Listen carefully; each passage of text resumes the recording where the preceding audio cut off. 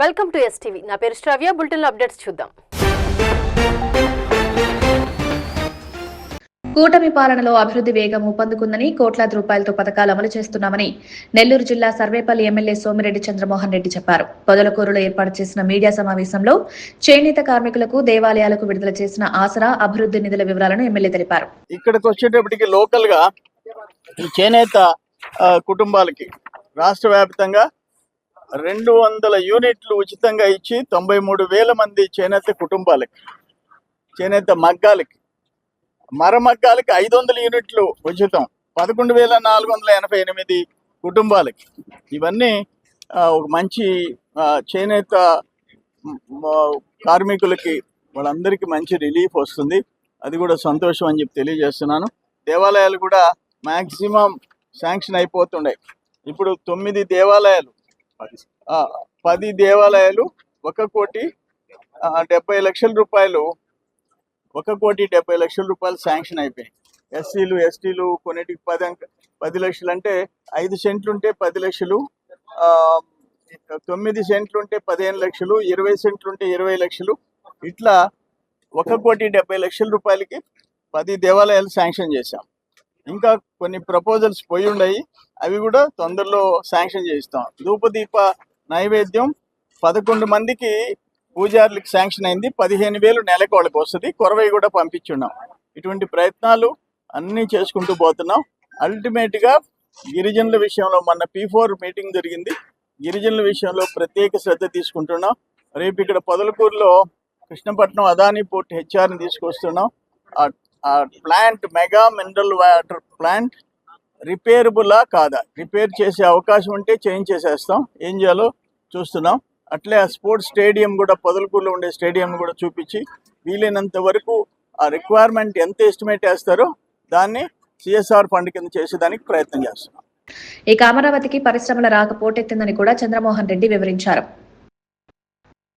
అమరావతి రాజధానిలో 66 జాతీయ సంస్థలు వచ్చేసినాయి. 60కి పైగా అత్యాధునిక టవర్లు వచ్చేస్తున్నాయి.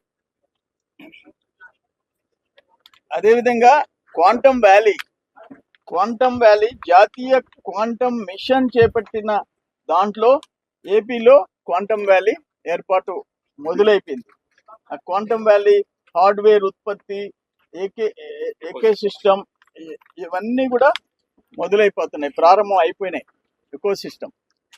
అందుకని క్వాంటమ్ వ్యాలీ రావటం ఒక పెద్ద అసెట్. విశాఖపట్నంలో గూగుల్ కంపెనీ ఏ విధంగా వస్తుందో ఇక్కడ క్వాంటమ్ వ్యాలీ, అమరావతి పెద్ద అసెట్ మనకి. దాన్ని కూడా అందరం స్వాగతిస్తున్నాం, చాలా సంతోషపడుతున్నాం. ఆల్మోస్ట్ 66 జాతీయ సంస్థలు ఇక్కడికి రావటం, అది కూడా ఒక పెద్ద అసెట్. ఇది మనం రాబోయే రోజుల్లో మనందరం గర్వపడేలాగా ఆంధ్రప్రదేశ్ రాజధాని చంద్రబాబు నాయుడు గారు క్రియేట్ చేయబోతున్నాడు. దేశంలోనే క్వాంటమ్ వ్యాలీ మంది. ఆ గూగుల్ సిస్టమ్ కూడా మందే కదా, దేశంలో మంది. ఓకే.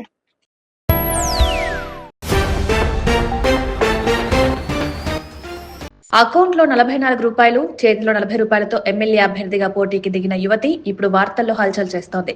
ప్రజా సమస్యలే పెట్టుబడిగా ఎన్నికల బరిలోకి దిగిన 26 ఏళ్ల యువతి కేరళ అసెంబ్లీ ఎన్నికల బరిలో దూకారు. 26 ఏళ్ల ఆష్నా తంపి అనే యువతి కోట్ల రూపాయలు ఖర్చు చేసే సత్తా ఉంటేనే రాజకీయాల్లోకి దిగాలనే పరిస్థితులున్న ఈ రోజుల్లో కేవలం 84 రూపాయల ఆస్తితో అసెంబ్లీ ఎన్నికల్లో పోటీ చేసేందుకు అఫిడవిట్ దాఖలు చేసి దేశ ప్రజల దృష్టిని ఆకర్షించిన కేరళకు చెందిన ఆష్నా తంపి ఈ యువతి ఎట్టుమానూరు నియోజకవర్గం నుండి ఎమ్మెల్యే అభ్యర్థిగా పోటీ చేసేందుకు నామినేషన్ కూడా దాఖలు చేశారు. Socialist unity centre of India communist party అభ్యర్థిగా పోటీ చేసిన ఆష్నా తన ఎన్నికల అఫిడవిట్లో చేతిలో 40, బ్యాంకు ఖాతాలో 44 రూపాయలు మాత్రమే ఉన్నాయని, ఎటువంటి ఇల్లు, స్థలం, వాహనాలు లేవని అఫిడవిట్లో తెలిపారు.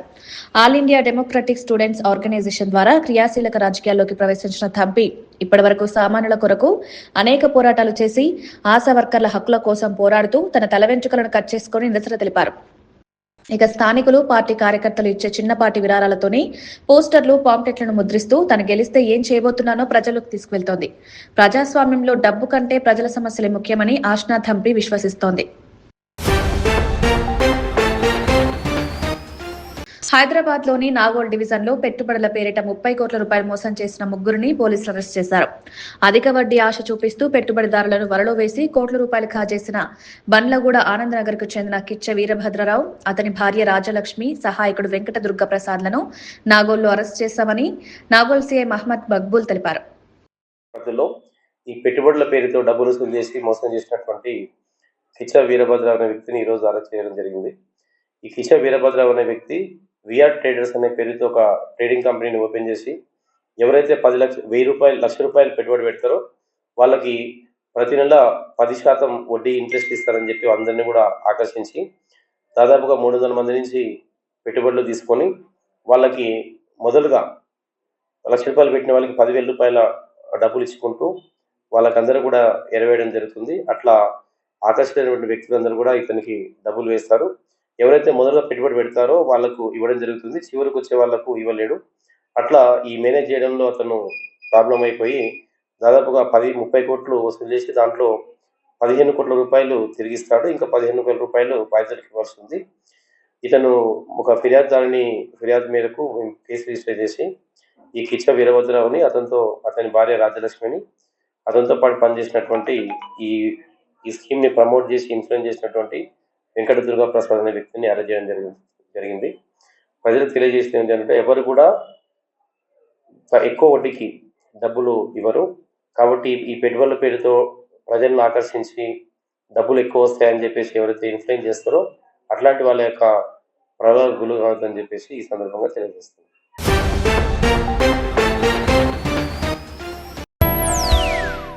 ఇవి ఇప్పటివరకు ఉన్న bulletin updates. Keep watching STV. మేము చేసే వీడియోస్ మీకు నచ్చినట్లయితే లైక్ చేయండి.